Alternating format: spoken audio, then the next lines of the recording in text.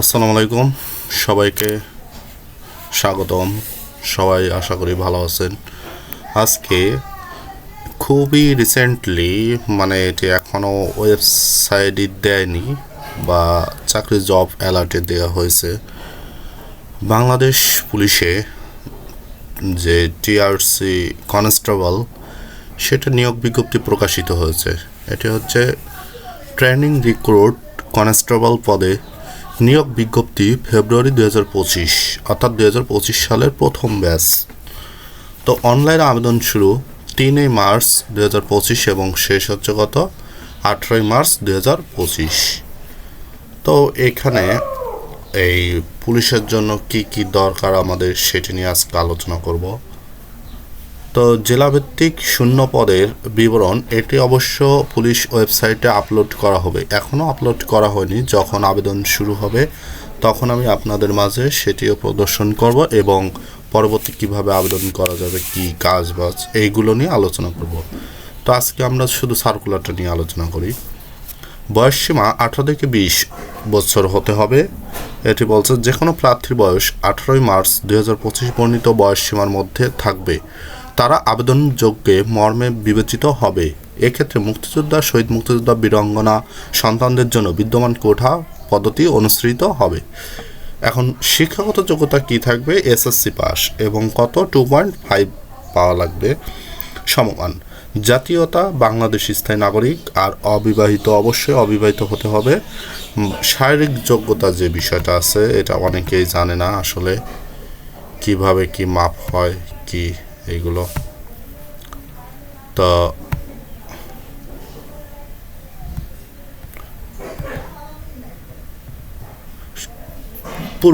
পুরুষের ক্ষেত্রে মেধা কোটার ক্ষেত্রে 5 ফিট 6 ইঞ্চি, আর মুক্তিযোদ্ধা, শহীদ মুক্তিযোদ্ধা এদের জন্য 5 ফিট 4 ইঞ্চি, আর বীরাঙ্গনা এবং তৃতীয় লিঙ্গের প্রার্থীদের জন্য ওই একই মাপ। এরপর বুকের মাপ হবে 33, স্বাভাবিক অবস্থায় 31 ইঞ্চি, আর হচ্ছে প্রসারিত অবস্থায় 33 ইঞ্চি। আর মুক্তিযোদ্ধাদের ক্ষেত্রে হচ্ছে 30, 31। আর ওজন, বয়স এবং উচ্চতা অনুযায়ী দৃষ্টি শক্তি 6/6 থাকতে হবে।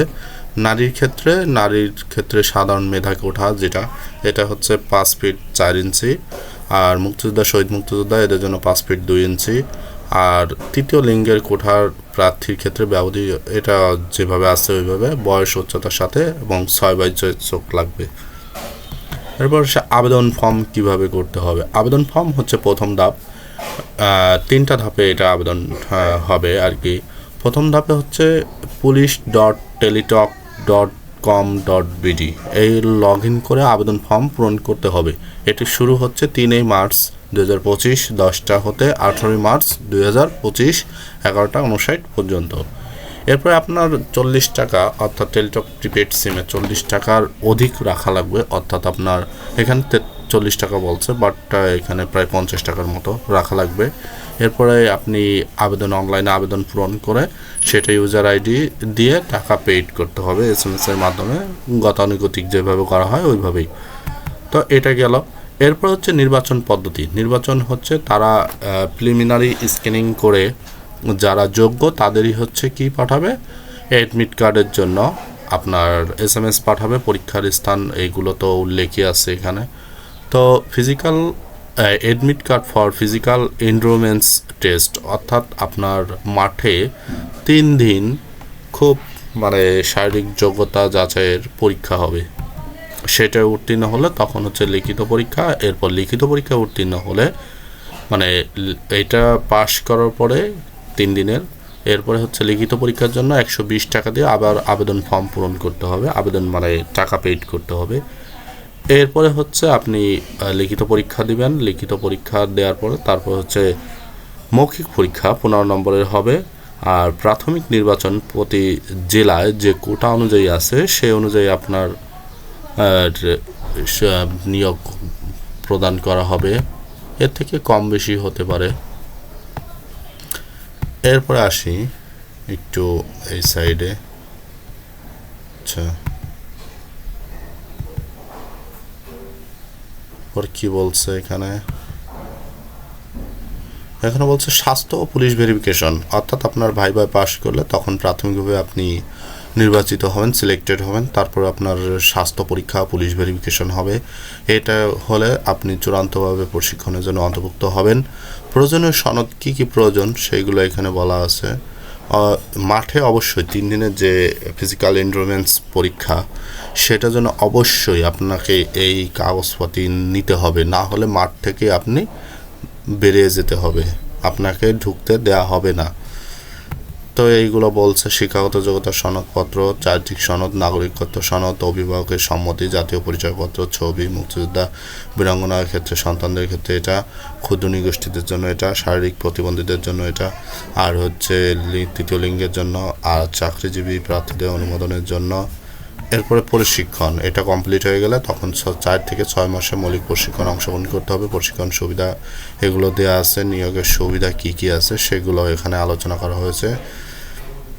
এরপরে আপনার লাস্টের দিকে আমি একটু দেখি, লাস্টের দিকে হচ্ছে শারীরিক কাগজপত্র যাচাই, ফিজিক্যাল এন্ডুরেন্স পরীক্ষা যখন হবে, এটা কোন কোন জেলা, আপনার কোন কোন তারিখে লিখিত এবং মৌখিক এবং শারীরিক যোগ্যতা এগুলো হবে সেগুলো এই যে একটা চার্ট দেওয়া আছে। যেমন মাদারীপুর, কিশোরগঞ্জ, রাঙামাটি, ব্রাহ্মণবাড়িয়া, ঝিনাইদহ, নড়াইল, সিরাজগঞ্জ, চাঁপাইনবাবগঞ্জ, কুড়িগ্রাম, সুনামগঞ্জ, জামালপুর, ফরিদপুর, টাঙ্গাইল, কুমিল্লা, খাগড়াছড়ি, খুলনা। এটি শারীরিক মাপ কাগজপত্র হচ্ছে 6, 7, 8 এপ্রিল 2025 8 ঘটিকায়, এবং লিখিত পরীক্ষা 28 এপ্রিল 10 ঘটিকায়, এবং 7 মে হচ্ছে মৌখিক পরীক্ষা। এরপরে আপনার সাতক্ষীরা, নওগাঁ, জয়পুরহাট, পঞ্চগড়, তারপরে হবিগঞ্জ, নেত্রকোনা, ঢাকা, রাজবাড়ী, ফেনী, লক্ষ্মীপুর, চুয়াডাঙ্গা, বগুড়া, দিনাজপুর, সিলেট, ঝালকাঠি, পটুয়াখালী। এইগুলো হচ্ছে শারীরিক মাপ হচ্ছে 10, 11, 12 এই 3 দিন, এবং লিখিত পরীক্ষা হচ্ছে 5 মে, আর হচ্ছে মৌখিক পরীক্ষা 15 মে। এরপর নারায়ণগঞ্জ, মুন্সিগঞ্জ, এই যে পর্যায়ক্রমে আপনার এই যে চারটা দেওয়া আছে এই অনুযায়ী আপনার পরীক্ষা হবে। তা আশা করি সকলে বুঝতে পারছেন। যদি কেউ আপনারা আবেদন করতে চান আমাকে দিয়ে বা নিজেরাও করতে পারবেন, আর যদি প্রয়োজন মনে করেন আমাকে দিয়ে করাবেন তাহলে আমি করতে পারি। অসংখ্য ধন্যবাদ। আর হচ্ছে অবশ্যই আমার ইউটিউব চ্যানেলটি সাবস্ক্রাইব, লাইক, শেয়ার করবেন। ধন্যবাদ। সকলে ভালো থাকবেন। খোদা হাফেজ।